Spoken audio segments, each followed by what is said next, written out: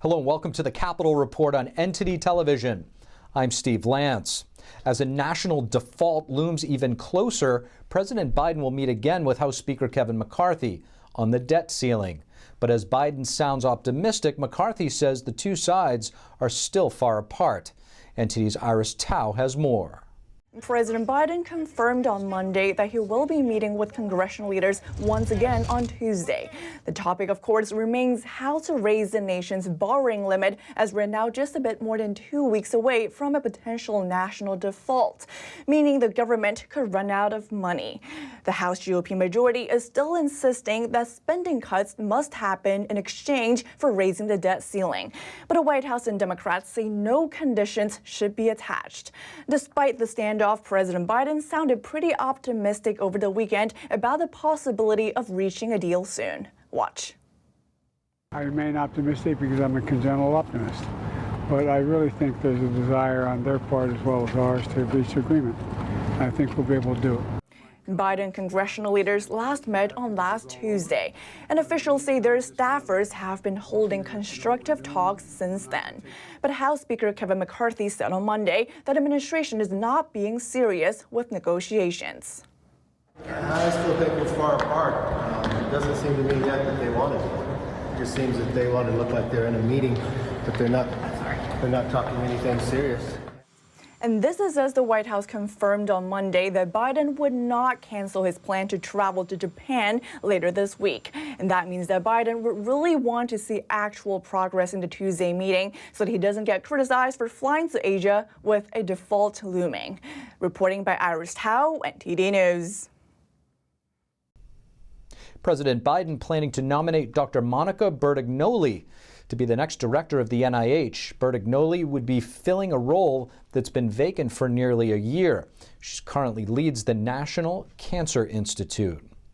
It's Peace Officers Memorial Day. Tens of thousands of law enforcement officers from around the world are gathering in Washington, D.C. to honor fallen officers.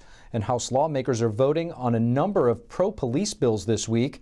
NTD's Melina Wisecup has the details.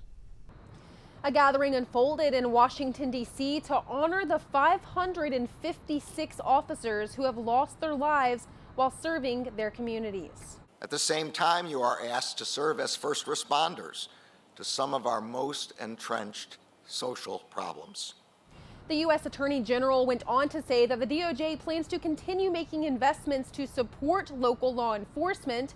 Policing became a stark, politically divided issue during the 2020 election cycle. But since then, the Biden administration and Democrats have sought to distance themselves from the defund the police slogan, while at the same time still pushing for police reform. Now, House Republicans aim to get everyone on record. This week, the GOP-led House is bringing a series of bills to the floor. The first is a resolution with the goal to condemn calls to defund or abolish the police.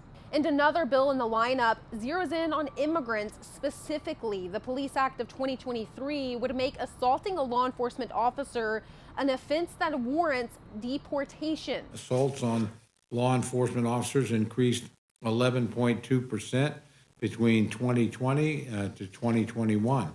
Several of these violent incidents have been perpetrated by illegal aliens drawn to the U.S. by President Biden's open border policy.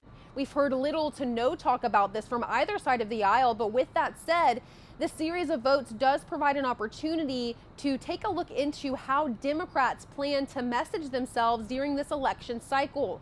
Will they message themselves as the party that also supports law enforcement, or will they oppose the GOP's efforts here and paint themselves as the party that plans to tackle police reform as we quickly approach the 2024 election cycle?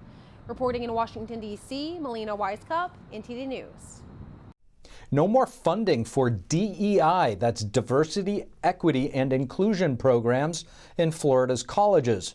Florida's Governor Ron DeSantis signing a bill today. Meanwhile, former President Trump criticizing DeSantis for his stance on abortion. NTD's Arian Pazdar brings us the details. Florida Governor Ron DeSantis on Monday signing a higher education bill.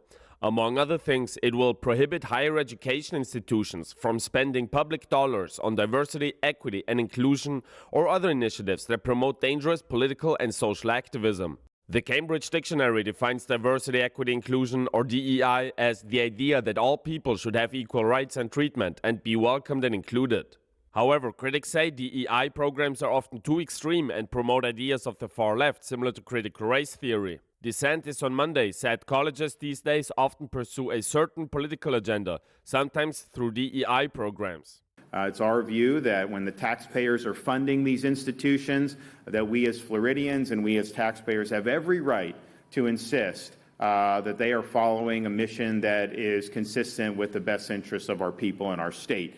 The United Faculty of Florida on Monday opposed the bill signing, saying, "Today we saw a governor who believes that viewpoint discrimination, the undermining of constitutional rights, compelling speech from students and faculty, and censoring ideas he disagrees with are somehow acceptable in a democratic society." And this video showing a small group of protesters at Monday's bill signing is circulating online. Our school, our choice! Also on Monday, a top official in DeSantis' gubernatorial office reportedly stepped down. This is yet another sign that the governor plans to run for president. Fox News reports that the official will now join the governor's political operation, saying he's stepping away from this role to pursue other avenues of helping to deliver the governor's success to our country. And in a new interview published Monday, former President Trump criticized DeSantis for signing a 6-week abortion ban. The Messenger published the interview, with Trump saying he signed 6 weeks, and many people within the pro-life movement feel that that was too harsh. Trump reportedly didn't say if he personally believes a 6-week ban went too far. Arian Pastar, NTD News. The House Oversight Committee continuing to probe into President Biden's family business dealings and alleged corruption scheme. We had a chance to sit down with Horace Cooper, a senior fellow with the National Center for Public Policy Research and a former constitutional law professor, to find out more. Horace Cooper, thank you so much for joining us. Happy to be on the program today. Horace, with regard to the Biden family's investigations taking place right now, is there anything in particular that really sticks out to you? Every American has often observed that when they send people to Washington, those people may be of modest means, but over time they become extremely wealthy. Our president is no different.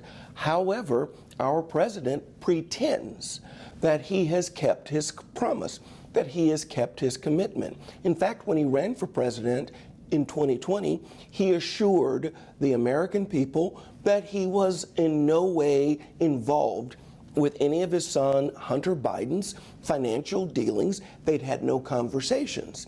And yet, if you watched the presentation by Oversight Chairman Comer and the rest of the members of the committee, what you saw is clear.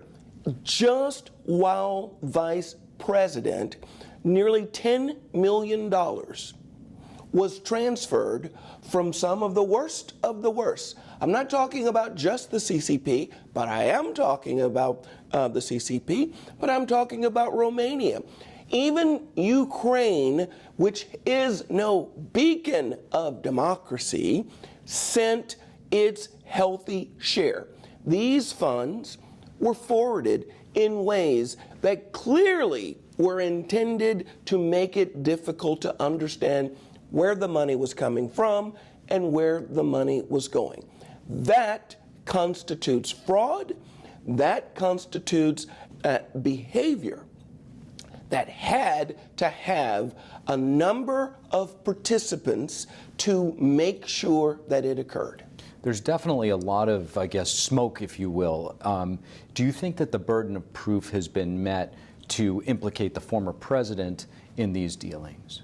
Okay, well, let's start with the standard that we're supposed to view this as. When Jimmy Carter was president, his brother Billy received a loan from the Libyan government. That was a huge scandal because our media recognized that someone that close to the president engaging in side deals with a country which at the time was not a friend of the United States was something worth exploring. The bar here is we should have the media, mainstream, otherwise media, asking important questions about how this came about. Why does it coincide with the period of time that you're vice president? Oh, and also, why does it appear to correlate with the areas that you particularly had a lot of influence over when you were serving as vice president? This effort, these funds that were sent, that involved a number of limited liability corporations, LLCs, this couldn't occur without some sort of quid pro quo. And by the way, what they uncovered is just the beginning of what occurred while he was vice president. There's more to be seen about during the period when he was a senator, and there's also more to be seen about during the period now that he is a president. Our mainstream media should recognize that the bar has been met for them to engage, for them to ask questions. The shame of it is, I'm a former constitutional law professor. Our founders gave us the First Amendment for the purpose of seeing to it that our population is informed. Our media has turned into cheerleaders for this administration rather than actual parties holding those in power accountable. Horace Cooper, thank you so much. Thank you. The State Department releasing the 2022 International Religious Freedom Report. It shows that governments in many parts of the world continue to target religious minorities. Here's the U.S. Ambassador at Large, Rashad Hussein's remarks on what the report says about China. The People's Republic of China seized, imprisoned, and banished predominantly Muslim Uyghurs to re-education camps. They continued their oppression of Tibetan Buddhists, Chinese Christians, and Falun Gong practitioners, many of whom are fleeing the PRC's abuses. The report gives a comprehensive view of the state of religious freedom in nearly 200 countries and territories around the world. In addition to China, it also highlights Russia and Afghanistan. Thank you for watching the Capitol Report. If you want to see our full broadcast, check us out at epochtv.com.